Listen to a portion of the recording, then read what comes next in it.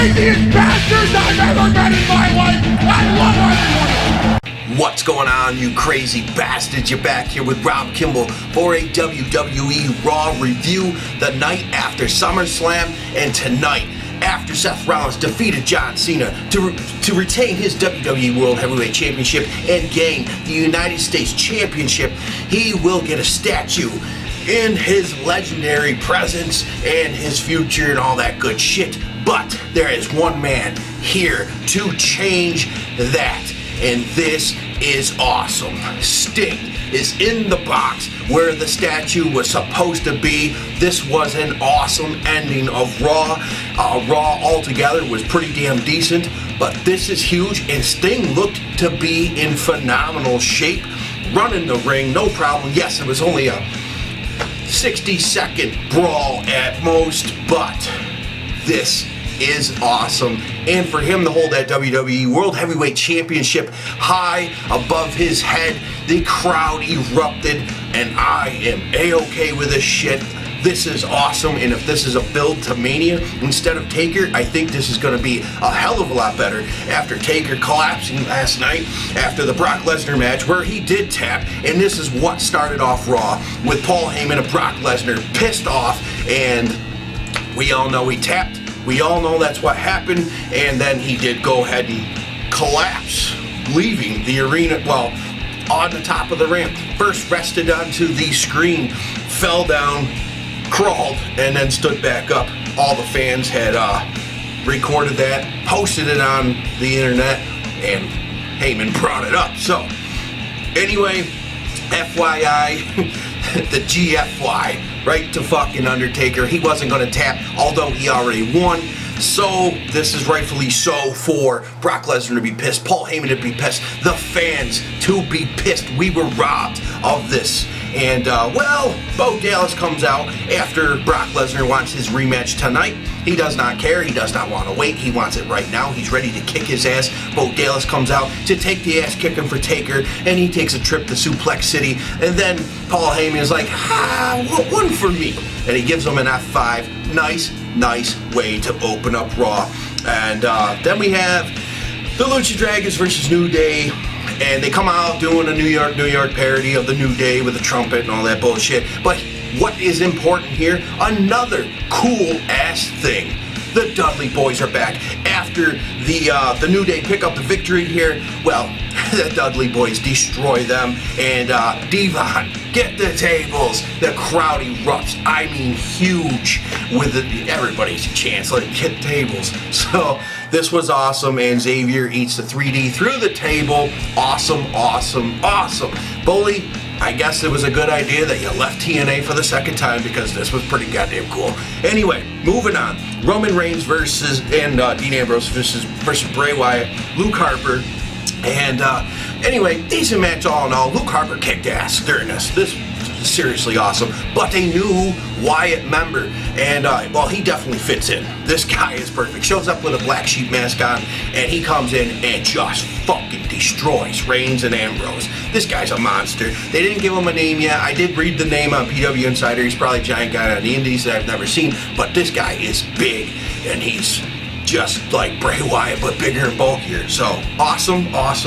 Then we move on to Miz TV, and he has the PCB out there. And PCB is all about being the most dominant and all about women's wrestling. But they'll take on any woman, man. They don't care. It's about their athleticism, not being a diva. Well, the Bellas come out, interrupt this. Miz starts running his mouth. PCB looks like they're going to beat his ass. Well, it turns into a brawl, then leading on to a match. But during this whole thing, we want Sasha. That was throughout everything. Sasha Banks is over his fucking head. No presence on the show. Awesome. Then the match goes on. You know, it's decent, but the crowd got bored, and they started with the CM Punk chants. They start doing the wave, and it just continues, and they lost it.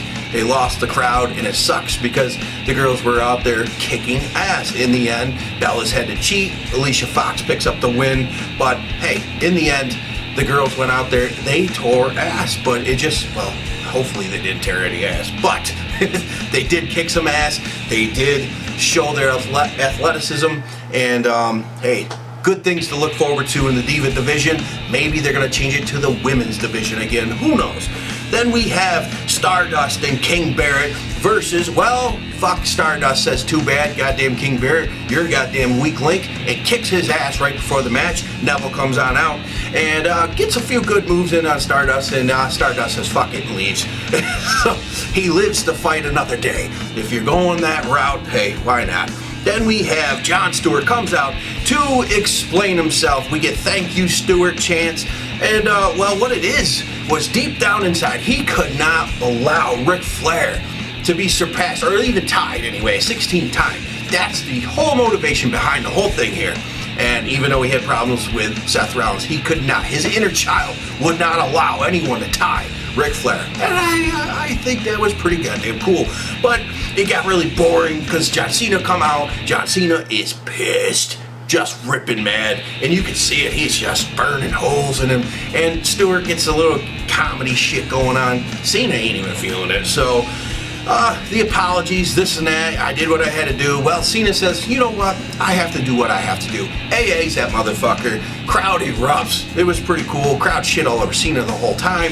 And Ric Flair, though, approved of the AA. And Stewart does walk out on his own. He didn't break anything, so pretty cool. And hey, it is what it is. But then we have Ziggler, Ryback, Orton, Cesaro versus Rusev, Sheamus, Owens, and Big Show. You do have Lana and Summer Rae. They start a little brawl outside. That gets the crowd pumped up. This, you know, these goddamn 4-on-4s, it is what it is. But it was pretty cool in the end. Big Show fucked up, went to punch Orton, missed, hit Sheamus with a weapon of mass destruction, hits the RKO, wins the match. Then Rusev and Owens come in. What the fuck, the Big Show? They kick his ass. And then you got Ziggler comes in, gives him a super kick. And then Cesaro and Owens press him up for Randy Orton and nail an RKO. Big Show just got squashed. And he goes crawling on out of there, limping, whining. He's going to go back to bitching and crying. And then he'll come back as a babyface. Hey, maybe he'll be tagged up with Mark Henry again. Maybe he'll just go away. I don't know. But Big Show is a monster. I do respect the guy, but he has become stale. Anything will become stale after 27 years. What the fuck he's been doing? And just like I said, the end with Triple H and Stephanie McMahon talking up Seth Rollins, the man. If you want to be the man, you got to beat the man. And Seth Rollins went on and on and on and on again. But Seth Rollins is a very talented guy in the ring. You cannot take that away. Decent on the mic. Sometimes he rambles, but who doesn't? And but when they go to reveal that statue, where he should not have a statue with the likes of Bruno Sammartino, Ultimate Warrior, and Andre the Giant, Stinger has something to say about that, and he's in there. And like I said, what the hell's going to happen? What's next? Is this going to be a Night of Champions? Is it going to be a WrestleMania down the road? And will Sting get his huge fucking WWE moment by becoming WWE champ for one time in his goddamn career? And I would agree with it. Do not shit on it. The guy has done it all. He's faithful.